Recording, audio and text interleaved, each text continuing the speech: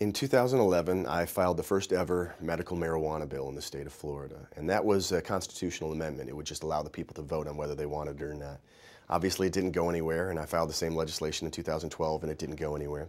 So when I made my way over to the Senate for this session, I filed a more comprehensive bill that, instead of just being a constitutional amendment, lays out how the system would work in the state of Florida, what illnesses you could prescribe it for, protections for doctors, protections for patients, how many plants somebody would be able to grow on their own property. This is a compassion issue. When you have someone roll into your office in a wheelchair, and they're suffering from ALS or MS, and they tell you that this is the only thing that helps. They've tried heavy prescription narcotic drugs. They've tried all kinds of other things. This is what helps them get through the day. It's hard to look that person in the eye and say, I'm not going to help you.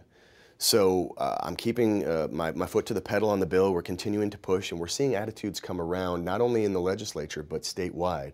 There was a poll that was just released recently that showed 70% of Floridians support medical marijuana, which is a huge statistic. It's something that's been tracking upward over the past decade. Now, in terms of my bill, we haven't been lucky enough to be able to get a hearing. However, there is a signature effort that's just now getting underway, that's being pushed by a prominent attorney in Orlando who's putting money behind a signature gathering effort.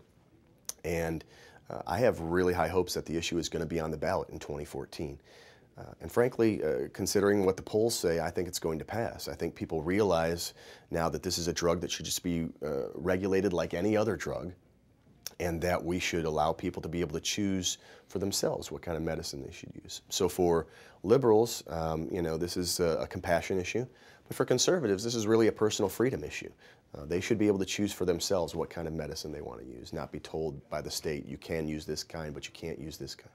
What do you say to the critics who say that the medical use of marijuana issue is really a stalking horse for the legalization of marijuana? You know, they may be correct. My issue, though, right now is helping the patients.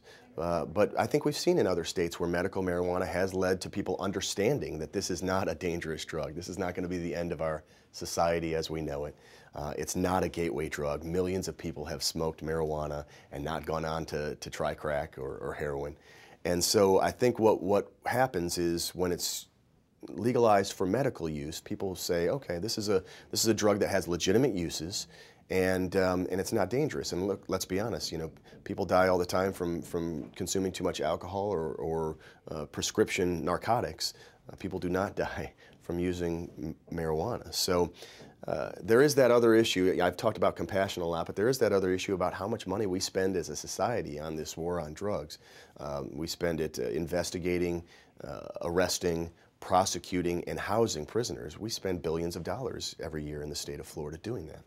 And wouldn't that money be better spent with a little bit money going towards treatment for those who have real addictions, and the rest of the money going towards education or transportation, infrastructure?